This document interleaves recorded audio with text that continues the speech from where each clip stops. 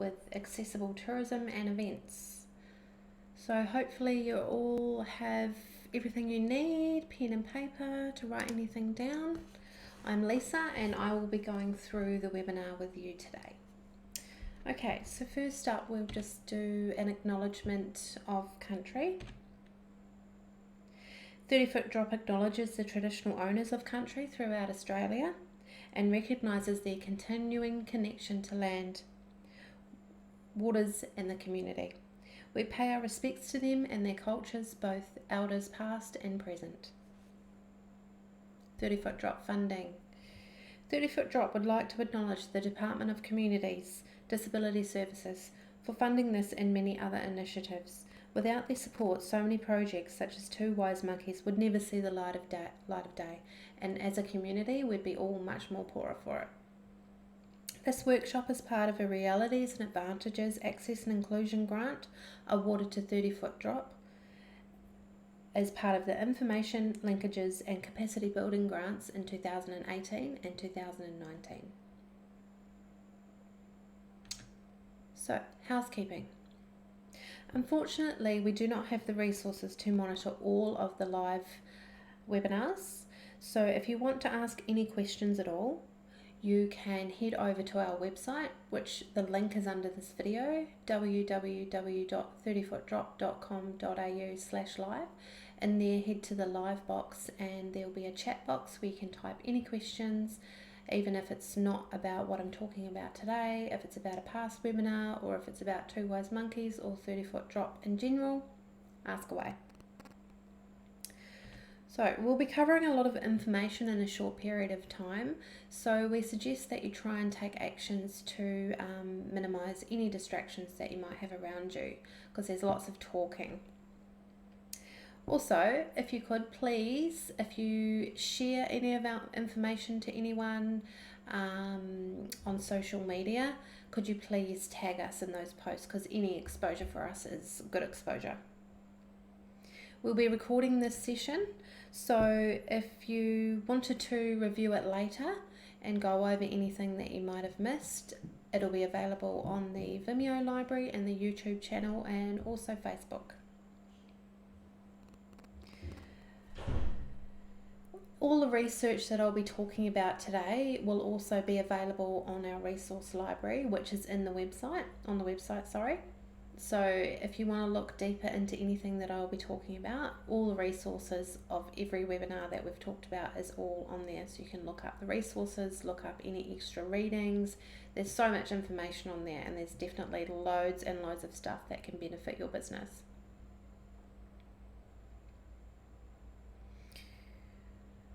Okay, so at the end of the webinar, we have a short survey if all attendees, if possible, could fill out.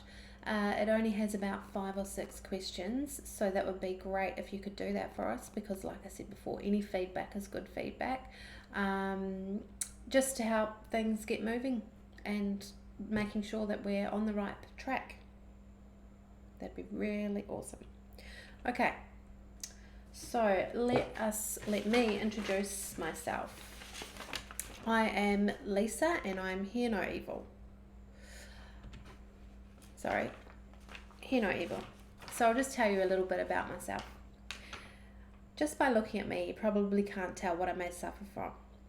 Through me, you will realise that you'll hear no evil about impairment. My story is definitely a more hidden one.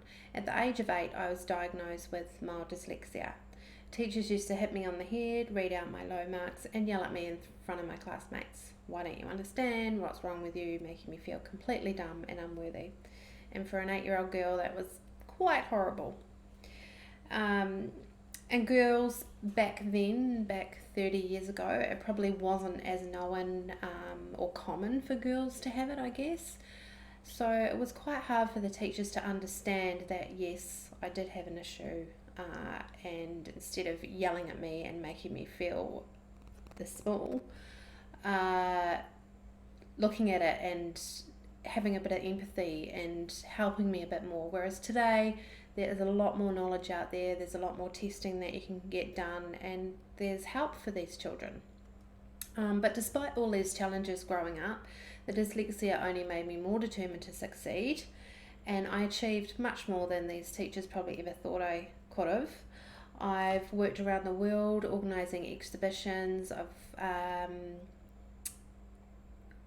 done picture framing, I paint, I do photography, lots and lots of stuff. I found my creativeness not until I was about 13, but when I found it, I felt like that was me, that was what I was here for, and finally I was good at something. So there will be something that you will be good at if you have dyslexia. It's just a matter of waiting and seeing what it is and follow those passions, because you'll be better at those passions than maybe some other people, and you'll feel great. Anyway, despite all that, I have multiple diplomas in the arts field, one in counselling, and like I said, my own photography business. So don't let anyone stop you from doing what you want. Now, isn't there supposed to be 3 wise monkeys? Who do you think the third monkey is? You guessed it, it's you. The aim of today's workshop is to turn you into that wise monkey. You will begin a journey of realising that, impairment or not, we are all human and deserve to be acknowledged and treated with the same respect as anyone else. Outline and method of today's tapping in. So how are we going to get you started on the path of the wise monkey? Well, there's a lot to learn about people with impairment and their potential impact on your business. Today's session will be about how businesses can meet the specific needs of this market in order to tap into their businesses and create change and inclusive ideas. We'll finish off and focus on tourism and events by having a look at the future. The Southwest has the potential to grow this market, and we will have a look at this and how this all can be accomplished together. To finish the session, we'll have an open forum session where once again you can ask any questions, none are off limits. And if you have any along the way, you can also still head over to the chat box, which is follow this link under the video, and you can chat with me. So how are we going to cover all this? What will our teaching method be?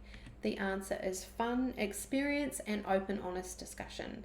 If we're all open with each other about the problems and issues we have, then that is a way forward, because we can work together to make things work better for people. And yeah, it's just really great to get all our opinions out there. You'll notice that there's very little written content on the slides, and that's because we're all here to interact with each other.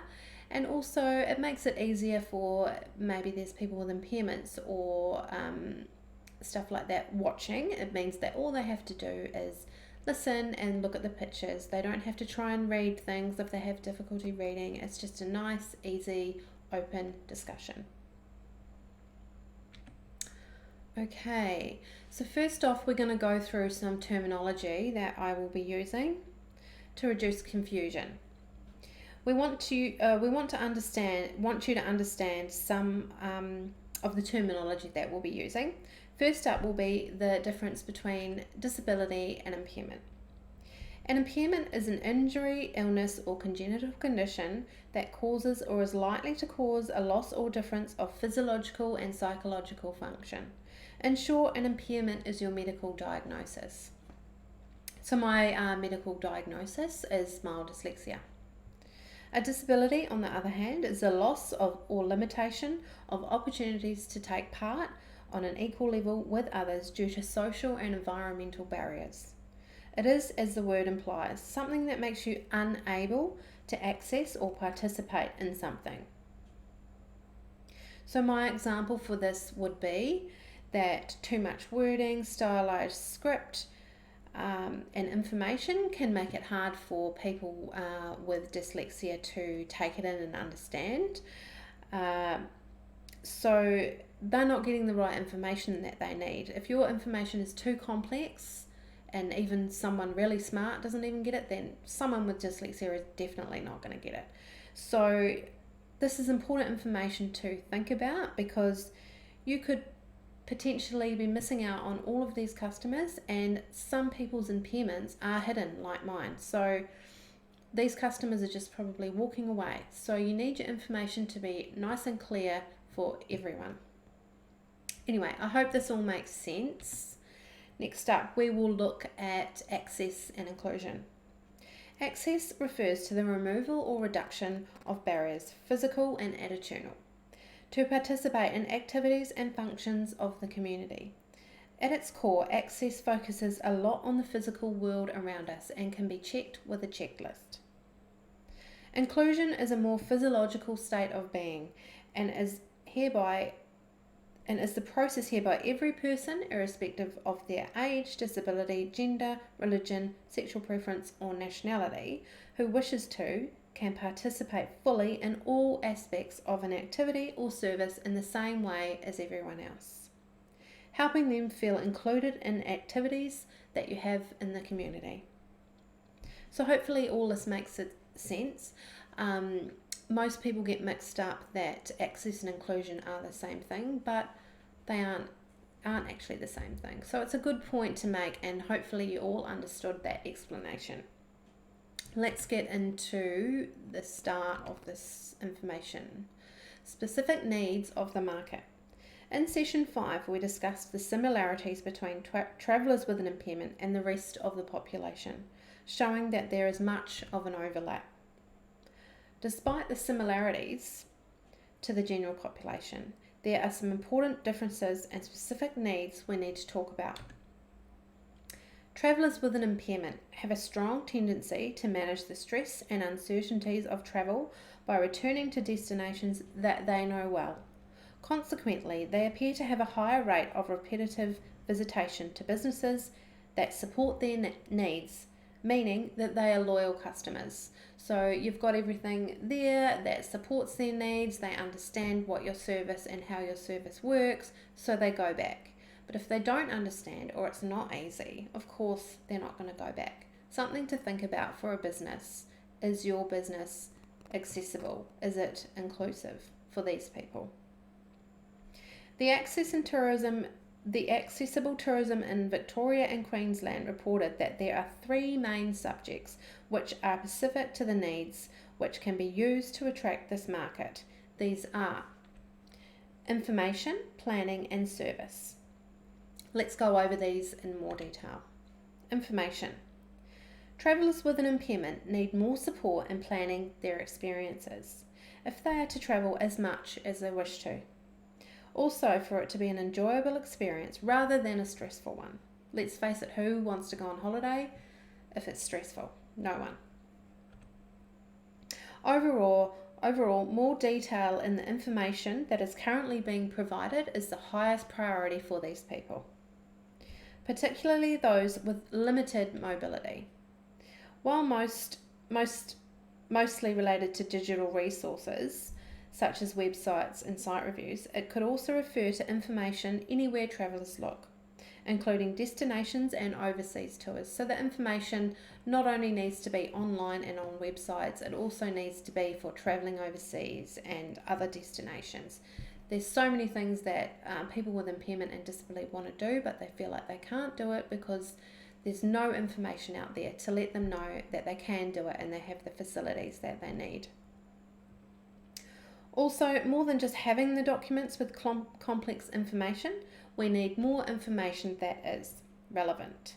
Most places already have different measures in place. Let them know by putting it on your website and on your profiles such as TripAdvisor or Expedia, as well as making information easy to find and absorb. This specifically relates to accessible tourism information, which is not often prominently displayed and is very complex. As we discussed in the previous session, this is a decisive market, and people with impairment are more likely to stop a transaction or discourage others from using your business because their needs weren't met. Something to think about there. If you know the rate is higher for people with a disability to be discouraged from using your business, because most of the time the things that they're needing at your business may not be there, so then they go to other people and say, hey, look, that didn't suit my needs, it's probably not going to suit your needs. They're more likely to talk about it. So if you've got everything that's more accessible and more inclusive, people are going to go there and they're going to recommend you. Information needs to be well structured rather than a 50-page document. Who wants to read that with all the information on it? This can be so overwhelming for people with an impairment or disability. You know, some people would just take one look at that and not even bother reading it. If it's too much information, forget about it. So look at breaking it down into smaller logical parts. For example, one part on how to let the business or service know what you need, and another on where people can access your ramps, accessible toilets and Acrod bays. So if you've got all of this information available straight away for these people, they're already feeling included and wanting to go there and use your service because they know what's there, they know where to go for the needs, the things that they need to use, which makes it very important.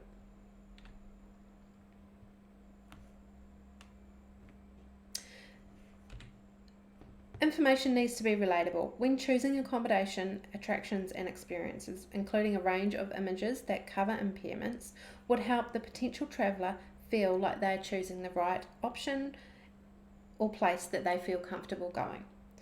As discussed earlier, we can all relate to the market and when you use these images, and you can subconsciously feel welcomed. So in your advertising, you could use people with impairment, or you can show the public that yes, we have Acrod bays, yes, we have this, yes, we have that. And that is telling those people with the impairment straight away, oh look, they have that for me and I will go there. But if nothing is there, they're not going to go there. Now we can head on to information continued. Let's look at some of the specific findings from this report that relates to information. When asked what the number one priority is to drive the accessible tourism, the most mentioned was information provision. If you make it easy to find and are highly accessible, then you will increase the chances of attracting more customers to your business. 41% wanted information contained on review sites like TripAdvisor or Expedia that was relevant to travellers with specific needs. There are many resources as to what these are, and you can look at these via our website. So if you head over to our website, www.30footdrop.com.au/live, head to the sources part and then head into the resource library. All the information is all on there. A subject brought up many times was introducing an accredited accessible tourism travel system. So this is something where people could, I'm just a bit lost here.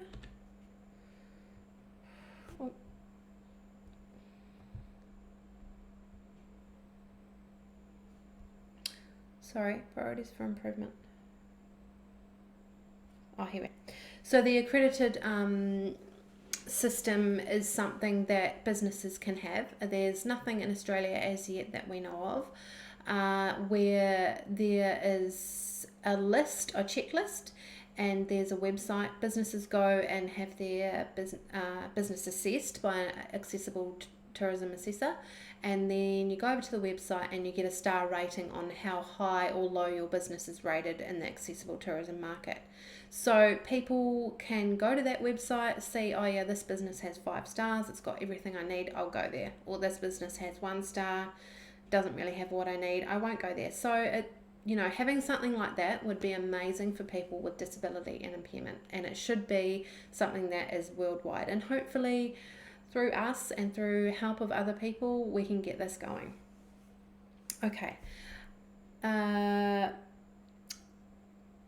When asked what the priority for improvements is to this market, it was 86% rated that the addition of more practical information is very important. This included the location of Acrod bays, toilets and access ramps. 83% rated an increased prominence of information on tourism and transport websites. So once again, so important to have all that information there for people to read. Right, now we can head on to planning. Getting a bit ahead of myself there. Let's move to the next stage of specific planning. People with impairment, especially those with mobility issues, have specific needs that if not met makes visiting a business or event impossible. With all of the effort and cost it takes to plan a trip or visit somewhere, lots of research is done beforehand to ensure that the resources are not wasted. So it's more than just looking online for these people. You know, it would take you hours. If you're in a wheelchair, it would take you hours to figure out what you need to do. And if businesses just have it all laid out, ready for them, it'll be so much better for them. 40% of respondents stated that not knowing what to expect was a barrier to travel, highlighting the benefit of more detailed information being available for training before planning their trip. As you can see, there is a need for expert advice at the planning stage if you want to attract this market. Creating relationships and prompting your accessibility on platforms such as disability forums, peak bodies in the area, specialist travel agents, and even the NDIS coordinators are all important. Internally, you can appoint an accessibility coordinator within your business, someone who is knowledgeable in all aspects of accessibility in your organisation. This person would be responsible for answering all access queries and creating relationships. This coordinator will also address the next point of research. Specifically, the research highlighted a strong preference to connect with a business or destination personally, either by phone or email. Having that connection with someone, talking to them on the phone, knowing that you've got that connection and you're talking to someone, so you're getting the answer straight away. Yes, we do have this. No, we don't have this. You know, there's so much back and forwards nowadays with email and little chat messages that you just want the proper information, and the best way to get it is over the phone. So having someone that knows all the answers to the accessible tourism industry, the person will get the right answers if they're talking to the person on the phone directly. This would provide a potential customer with the information in a rapid and accurate manner, increasing the likelihood of converting it to a sale. That personal connection is so important for someone with an impairment or disability. Traditional travel agents with a strong service ethic could also be important in driving this conversation, particularly for older travellers and those who have lower support needs. Many clients had low expectations, so this advice would expand their interest and create more demand for new products. Travellers with an impairment find it hard to be inspired when they don't know what is possible, and having an advocate for these possibilities would be a huge win for everyone. So important information there, just having someone that knows what the needs of your disability, what you need for your disability within their business. Okay, service. There are still many challenges with regards to the attitudes and understanding of tourism, hospitality, event staff, and those of the public towards travellers with an impairment. This is especially a challenge for younger travellers with an impairment and those with hidden impairments who require support in a less obvious way. Top service by all staff is a key driver of recommendation across all travel categories in this study. As we all know, good service means more customers. Cost is very important for travellers with an impairment, as many travel with a carer or extra equipment, which makes travelling even higher cost. Assistance with these costs, including potentially via the disability insurance scheme or via a special deal or service for those with a carer, would assist in removing the barriers to travel, and also will have a ripple effect regards to ethical consumerism, and as discussed earlier in the sessions. So having a discount at your business for someone that has a carer or something like, or extra things with them, would be such a huge help, because imagine paying double the price because you've got a carer. That's someone that you need with you, otherwise you couldn't go. Something to think about anyway. Okay, so growing the market in the region. Major stakeholders. So we have looked at the opportunities and needs of this segment. What potential can we tap into? How are we going to grow this market? What needs to be done? Who needs to be involved? The opportunity to grow this market is a multifaceted project which all key stakeholders have a role to play, Who are these stakeholders? Let's have a close look. First up, we have people with impairment, their families and their carers. These people are people who will be served by this project, and having a direct understanding of their needs is critical at every stage. They should be central to every decision made. Peak bodies that represent both tourism and the disability sector need to make choices alongside the people with the disability to ensure they know what needs to be met. So who else? The government on a state and local level to help with infrastructure, destination management and organisations such as visitor centres, tourism and events service providers. These are all people that need to get involved to bring this together and build a better future for every human being, no matter what the impairment or disability. Okay, let's go through the stages. This part is intended as an executive overview of the stages. This is by no means a how-to, and we realise there is much more involved. This is just an overview of the stages, and in saying this, let's go over that. The 5 stages that are required to grow this market are consult, inspire, educate, collate, promote, and lastly, build. Let's look closer and how these stakeholders need to be involved in these stages. Okay, stage 1, consult. This should be the foundation of accessible tourism. It should also ensure that what is offered is built on a rich understanding of what travellers with an impairment want and need.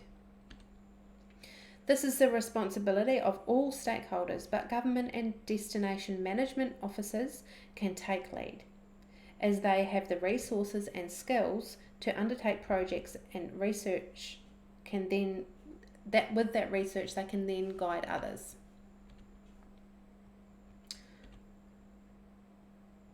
Okay, next is inspire and educate.